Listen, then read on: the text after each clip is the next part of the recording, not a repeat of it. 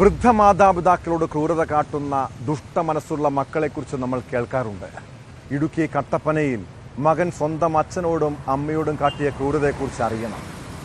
അച്ഛൻ അന്തി ഉറങ്ങുന്നത് വീടിന് സമീപത്തെ പശുത്തൊഴുത്തിൽ. അമ്മയുടെ മുറിയുടെ മുന്നിൽ കോഴിക്കൂടും സ്ഥാപിച്ചു. കഴിഞ്ഞ രാത്രി ഇതേ തുടർന്നുള്ള തർക്കത്തിൽ അമ്മയെ മകൻ കോടാലി കൊണ്ട് ക്രൂരമായി മർദ്ദിച്ചു. കയ്യും കാലും ഒടിഞ്ഞ് ഗുരുതരമായി പരിക്കേറ്റ കമലമ്മയെ കോട്ടയം മെഡിക്കൽ കോളേജ് ആശുപത്രിയിൽ പ്രവേശിപ്പിച്ചിരിക്കുകയാണ്. കേസിൽ പ്രതി പ്രസാദിനെ കട്ടപ്പന പോലീസ് അറസ്റ്റ് ചെയ്തു.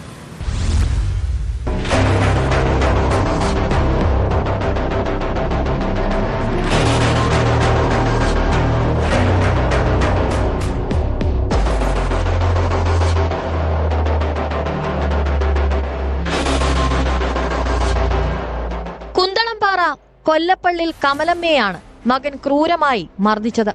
മകൻ പ്രസാദും മരുമകളും ചേർന്നാണ് മർദ്ദിച്ചത്. കോടാലി ഉപയോഗിച്ച് കമലമ്മയുടെ കാലും കൈയും തല്ലിയൊടിച്ചു. 2 വർഷത്തോളമായി ഇവർ തമ്മിൽ കുടുംബവഴക്ക് നിലനിന്നിരുന്നു. വീടിന്റെ അവകാശത്തെ ചൊല്ലിയുള്ള തർക്കം കോടതിയിലാണ്.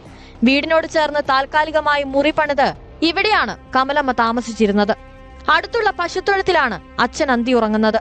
കമലമ്മയുടെ മുറിയിലേക്ക് എത്താനുള്ള വഴിയിൽ മകനും മരുമകളും കോഴിക്കൂട് വെച്ചതുമായി ബന്ധപ്പെട്ട തർക്കമാണ് മർദ്ദനത്തിൽ കലാശിച്ചത്. അതിന് പകരം വേറെ വീട് വെച്ച് കൊടുക്കും. മുറി അവിടെ 2-3 മുറി ഉണ്ടാക്കി. അത് കഴിഞ്ഞപ്പോ ഇതിലായിരുന്നു വഴി കരത്തോട്ട് കയറി പോകുന്നത്. ഈ വഴിയിൽ ഈ കോഴിക്കോട് അടിച്ചു വിട്ടു. അവൻ തന്നെയാണ് ഇതെല്ലാം തല്ലിപ്പൊളിച്ചത്. ഇന്ന് ഉപദ്രവമാണോ? സ്ഥിരമായിട്ട് ഉപദ്രവമാണോ? അതിനാ വീട്ടിൽ കിടക്കത്തില്ലേ? മുൻപും മകൻ മർദ്ദിച്ചതായി കാട്ടി കമലമ്മ പോലീസിൽ പരാതി നൽകിയിരുന്നു.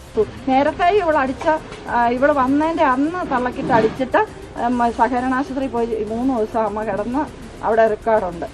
3 ദിവസം മേലെല്ലാം അടിച്ച് ചതച്ച് തൊഴിച്ച് പുറത്തിനിട്ടൊക്കെ തൊഴിക്കുകയൊക്കെ ചെയ്തു.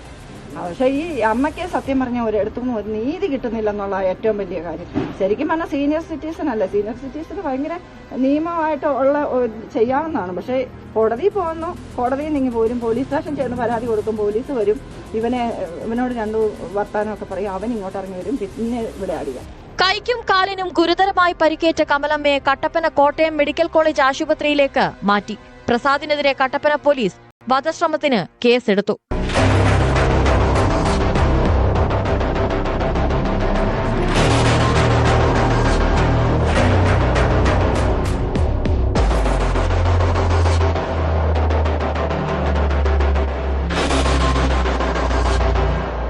ന്യൂസ് 18 ഇടുക്കി.